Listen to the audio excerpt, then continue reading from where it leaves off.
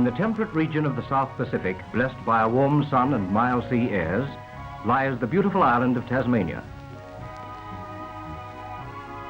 This tranquil and prosperous country, with its checkered farmlands, thriving towns and growing industries, is rapidly becoming the industrial hub of the Australian Commonwealth, a hub that is turning on the island's natural wealth of minerals, water and hydroelectric power. Geographically, Tasmania is situated immediately adjacent to the southeastern tip of the great continent of Australia, in a position conveniently central for trade between all Australian states. Australia and Tasmania lie too in a strategically central position to the world markets of America, England, Europe, and the potentially lucrative trading grounds of the Far East.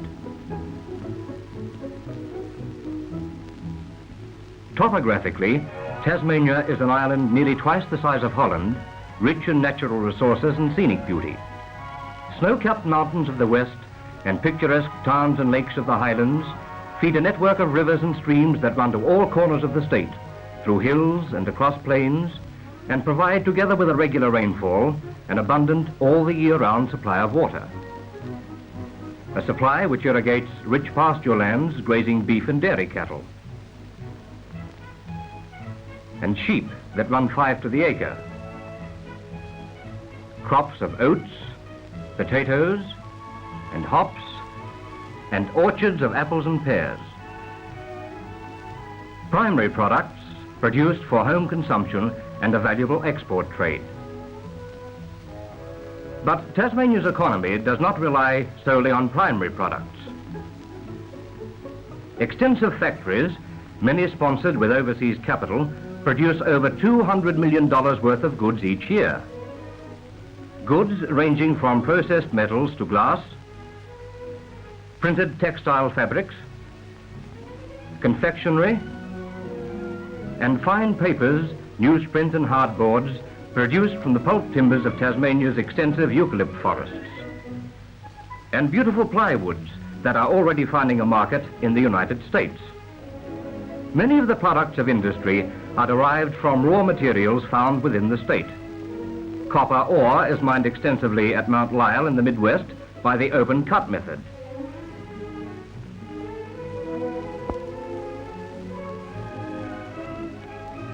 The ore is smelted and electrolyzed to produce pure copper.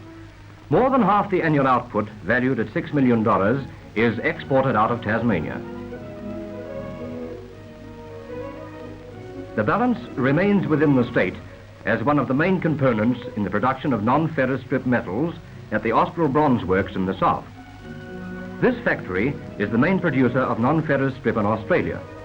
By hot and cold rolling and annealing processes, Austral bronze turns out strip metals of varying width and thickness, copper strip, phosphor and silicon bronzes, numerous types and grades of brasses, gilding metal, nickel, silver, and a number of other alloys. Almost the whole of the output of these non-ferrous strip metals goes out of Tasmania for use in the manufacture of automobile radiators, refrigerators and numerous household appliances, for telephone equipment and switchgear, and for use in the building trades. Less than 1% of this non-ferrous strip is utilized in Tasmania.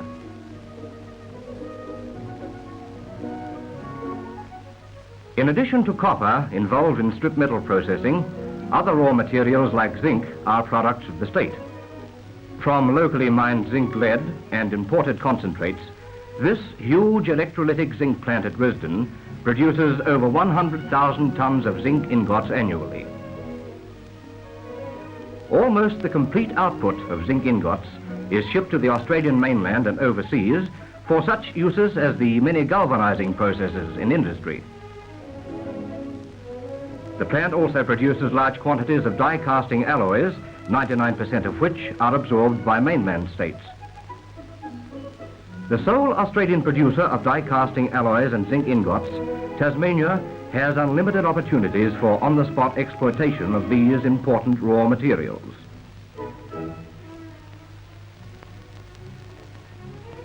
At Bell Bay, in the north of the island, fronting a deep water port, Australia's sole aluminium producing plant operates 24 hours a day to meet part of the Australian demand. Alumina is extracted from imported bauxite and converted into aluminium ingots. An authoritative inquiry reveals that Australia lags far behind overseas countries in its use of aluminium. An extension of the aluminium industry in Tasmania would help meet Australia's requirements for railway rolling stock, large passenger vehicles and aircraft, prefabricated buildings, structural lines and heavy angles and channels, irrigation tubing, domestic appliances, and aluminium foil for packaging tobacco products and foodstuffs. The valuable Australian butter export industry could become a large user of aluminium foil. A mineral of great significance in heavy industry is tungsten. At two locations, Ross Arden in the northeast and King Island, tungsten is extracted in large quantities from wolfram and scheelite. These ores are mined on the spot.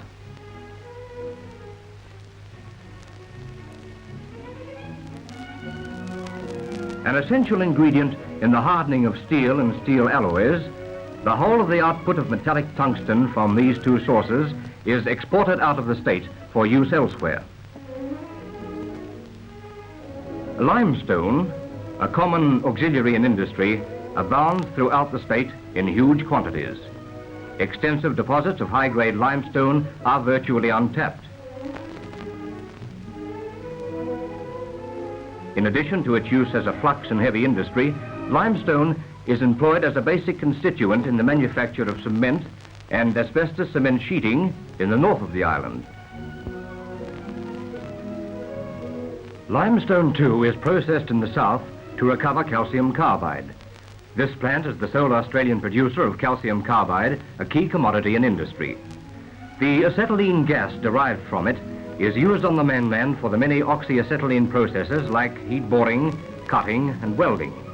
Acetylene also furnishes the basis of an expanding legion of chemical wonders, products like artificial blood plasma and antibiotics, and synthetic rubber, a commodity produced nowhere in Australia. Tasmanian industry is using only 1/4 of this plant's output of calcium carbide. Another Australian raw material produced exclusively in Tasmania is titanium dioxide derived from imported ilmenite. Most of the production from this plant at Blythe Heads in the north is absorbed by Australian industries for the manufacture of paints. Titanium dioxide has other uses such as the deluster of rayon and the manufacture of white rubber and linoleum. Additional construction to the plant, now nearing completion, will shortly permit the release in Tasmania of increasing quantities of titanium dioxide.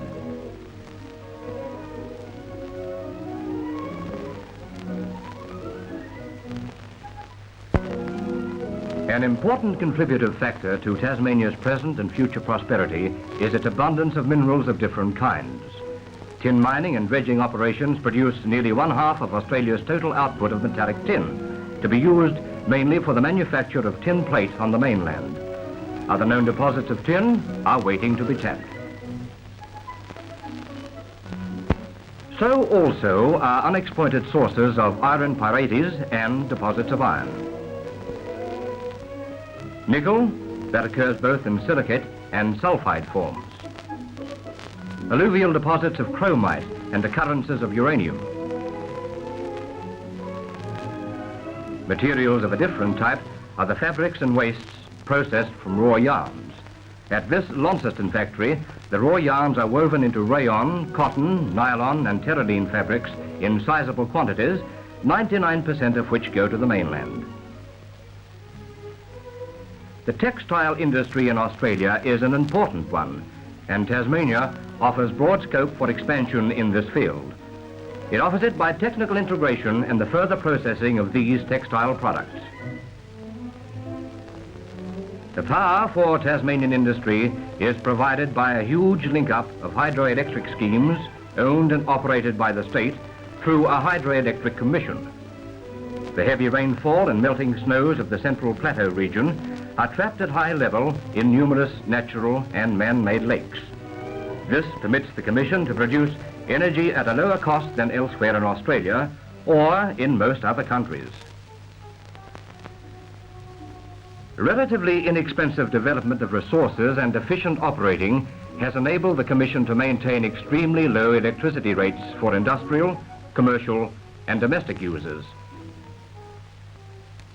The numerous hydroelectric schemes produce more electricity per head of population than any other country in the world except Norway.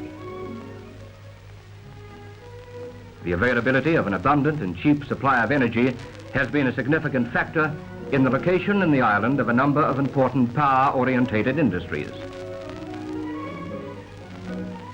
In keeping with the Commission's policy to allow for increasing demands upon electrical energy, hydroelectric schemes are planned and constructed in advance. The electrical energy generated in the island is approaching over 800,000 horsepower. The estimated potential is set at more than 3 million horsepower. An important adjunct to industry, of course, is an efficient and comprehensive system of transport. The island's networks of roads and railways links all parts of the state with major exporting centres in Hobart, the south, and Launceston, Devonport and Burnie in the north. Airports at these centres connect with mainland cities. Hobart lies within 1.5 hours flying time from Melbourne and Launceston 2 hours from Sydney.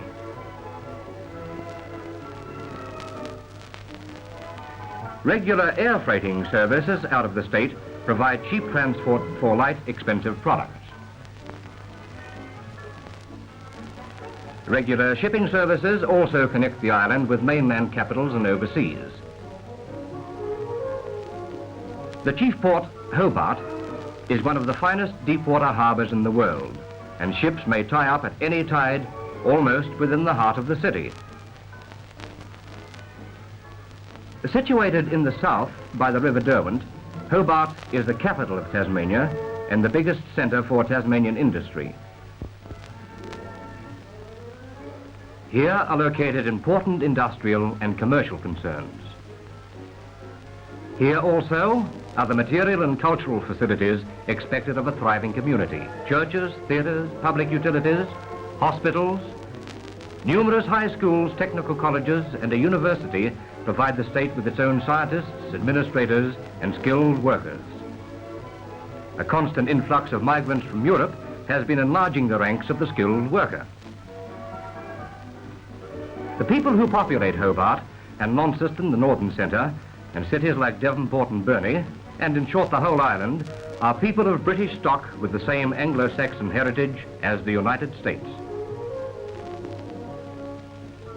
The Australian standard of living, which Tasmania shares, has rapidly developed to a high level. The average number of persons occupying a dwelling is less than 4. 97% of all homes are electrically lit and electrically powered with modern appliances. Automobiles are steadily coming further within the reach of the average worker. Already 1 person in every 4 owns a motor vehicle, a figure amongst the highest in the world after the United States. Tasmania's history in management-worker relationship is a sound one. Conciliation has taken over from the strike as a means of settling industrial disputes, and stoppages have been rare. A typical record is that of the electrolytic zinc plant, one of Tasmania's biggest private employers, where 1 small strike and 2 stop-work meetings have been the only disruptions in the past 40 years. Perhaps a significant factor in this industrial harmony is that the Tasmanian has time to live and time to tend to his home. A 40-hour week with long hours of daylight and a pleasantly temperate climate give the individual opportunity to enjoy the wealth of natural beauty of sea and highland snows, mountains, woodlands and hidden streams.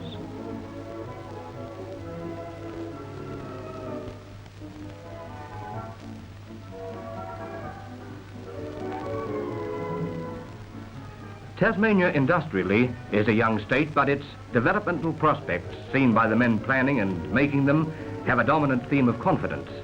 Confidence resulting from 12 post-war years of exceptional progress and expansion, large continuous increases in population, and commercial and industrial expansive forces of great vigor. This is a progress whose momentum is seen through the daily spectacle of full employment, bustling commerce and industry, crowded highways and expanding suburbs. Tasmania's economy is growing fast. The availability of rich mineral resources, raw materials, water and power, and a government that welcomes private enterprise ensures that this economy will continue to expand. Many different kinds of products are already being manufactured in the state, but the government of Tasmania confidently recommends the investment of American capital, machinery, and technical know-how to further develop the great potential awaiting exploitation. Tasmania experienced American comradeship in war. It hopes to experience American partnership in peace, in an enterprise which could reap rich rewards.